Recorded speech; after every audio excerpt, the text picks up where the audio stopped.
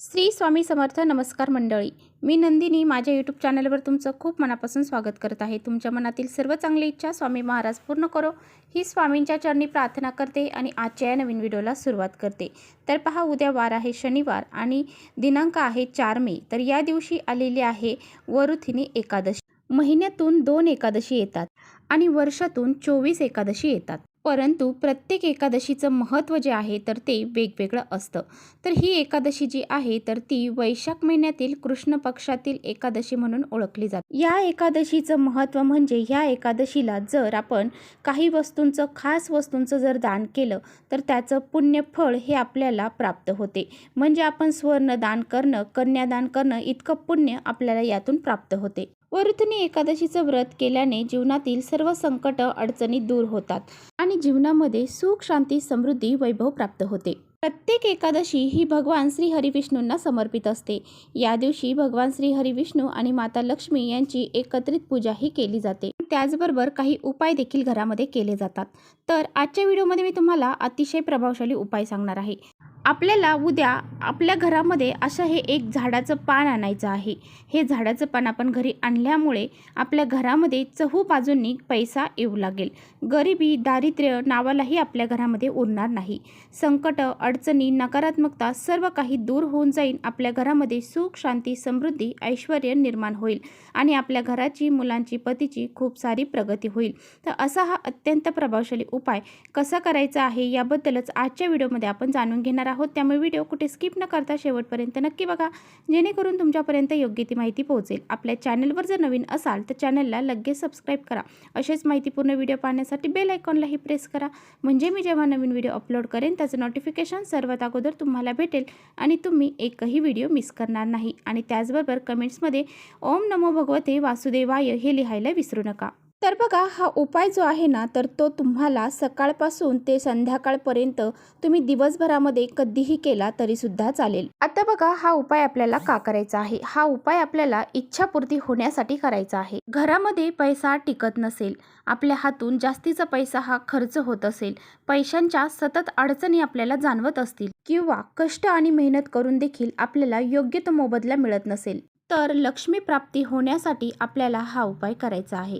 तर बघा, कधी कधी काय होतं, आपल्या घरामध्ये पैसा आला तरी तो टिकत नाही, आपल्या हातून कुठे ना कुठे निघून जातो. लक्ष्मी घरामध्ये येण्याचे मार्ग हे खूप कमी असतात, परंतु घरातून लक्ष्मी बाहेर जाण्याचे मार्ग हे भरपूर असतात. आणि म्हणूनच आपल्या घरामध्ये माता लक्ष्मीला स्थिर करण्यासाठी आपल्याला हा उपाय करायचा आहे. आपल्या घरामध्ये लक्ष्मी जर स्थिर राहिली तर आपल्या घरामध्ये कधीही पैशाच्या अडचणी ह्या येणार नाही. बघा, आपल्याला उद्याच्याला सकाळीच आपल्या घरामध्ये एक तुळशीचं पान हे घेऊन यायचं आहे. परंतु एकादशी तिथीला तुळशीपत्र हे तोडलं जात नाही. तर मग तुम्हाला हे तुळशीपत्र अगोदरच्या दिवशीच तोडून ठेवायचं आहे. म्हणजे तुम्हाला हे तुळशीपत्र आजच तोडून ठेवायचं आहे. किंवा तुम्ही तुळशीखाली काही पानं पडलेली असतात पहा, ती पानं जरी घेतली स्वच्छ करून तरी सुद्धा चालेल. परंतु हे पान घेताना कुठेही तुटलेलं किंवा फाटलेलं असेल असं घेऊ नका. स्वच्छ आणि व्यवस्थित पान असेल असंच पान घ्या. हे पान घरी आणल्यानंतर त्याचं स्वच्छ पाण्याने किंवा गंगाजलने आपल्याला धुवून काढायचं आहे आणि त्यानंतर हा उपाय आपल्याला करायचा आहे. हा उपाय करण्या अगोदर तुम्हाला देवघरातील देवपूजा तर अगोदर करून घ्यायचीच आहे. त्याचबरोबर देवघरातील दिवा, धूप, दीप आपल्याला लावून घ्यायचा आहे. उपाय करण्यासाठी आसन टाकून आपल्याला बसायचं आहे. बिना आसनाचं आपल्याला उपाय करायला बसायचं नाही. आसन घेऊनच आपल्याला बसायचं आहे. त्यानंतर एक कुंकू घ्यायचं आहे. कुंकामध्ये थोडंसं पाणी मिक्स करायचं आहे. थोडी त्याची पेस्ट तयार करायची आहे. आता बघा, हे जे पान आपण घेतलेलं आहे तर ह्या पानावरती तुळशीचीच काडी तुम्हाला घेता आली तर ती घ्या आणि त्या काडीने तुम्हाला तुमची जी इच्छा आहे तर त्या पानावरती तुम्हाला लिहायची आहे.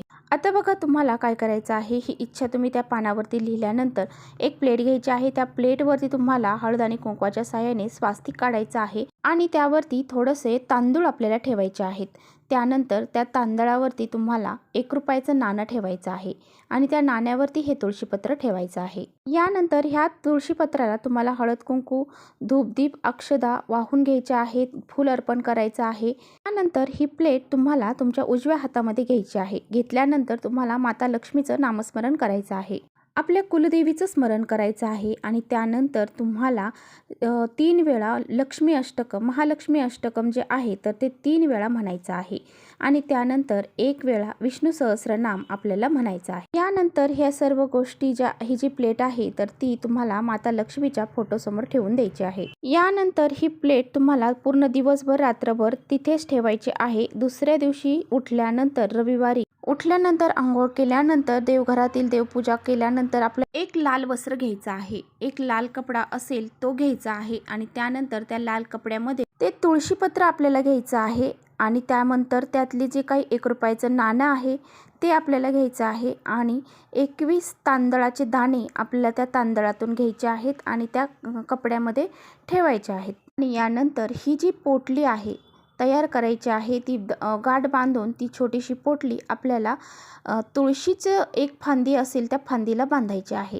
पोटली तुम्हाला तुळशीलाच बांधायची आहे। तुळशीची एखादी फांदी असेल तर तिला बांधायची आहे आणि तुमची जी काही इच्छा आहे तर ती तुम्हाला व्यक्त करायची आहे। तुळशीची रोज पूजा करताना तुम्हाला ती इच्छा व्यक्त करायची आहे। आता बघा तुमची इच्छा ही जेव्हा पूर्ण होईल तेव्हा तुम्हाला ते तुळशीचं जे बांधलेलं जी पोटली आहे ती सोडायची आहे। त्यातलं तुळशीपत्र जे आहे तर ते वाहत्या पाण्यामध्ये विसर्जित करायचं आहे। त्यातले जे दाणे आहेत तांदळाचे तर ते पक्ष्यांना खाऊ घालायचे आहेत आणि 1 रुपयाचं नाणं जे आहे तर ते एखाद्या गरजू व्यक्तींना दान करायचं आहे। आता 1 रुपयाचं नाणं तुम्हाला दान करणं जरा विचित्र वाटेल तर मग त्याबरोबर तुम्ही 10 रुपये देऊन 11 रुपये दान करू शकता। असा हा एक उपाय तुम्हाला तुमच्या इच्छापूर्ती होण्यासाठी उद्या करायचा आहे। एकादशी तिथी हे भगवान श्री हरिविष्णूंना समर्पित आहे आणि माता लक्ष्मी आणि भगवान विष्णू यांची जर आपण एकत्रित पूजा अर्चा केली, असे काही उपाय जर आपण केले तर माता लक्ष्मी आपल्यावरती प्रसन्न होती आणि ती स्थिर राहण्यासाठी भगवान विष्णू आपल्यावरती प्रसन्न होणं हे सुद्धा महत्त्वाचं असतं। त्यामुळे असे उपाय जर आपण केले तर भगवान विष्णू देखील आपल्यावरती प्रसन्न होतील। तुळशी संबंधित आपण काही उपाय केले तर भगवान श्री हरिविष्णू आपल्यावरती लवकर प्रसन्न होतात, कारण तुळस ही भगवान श्री हरिविष्णूंची हरिप्रिया विष्णुप्रिया या नावाने ओळखले जाते। तुळशीपत्रांना एवढं महत्त्व दिलं जातं की या दिवशी जर तुळशीपत्र न ठेवता जर नैवेद्य आपण विष्णूंना दाखवला तर ते ग्रहण देखील करत नाही।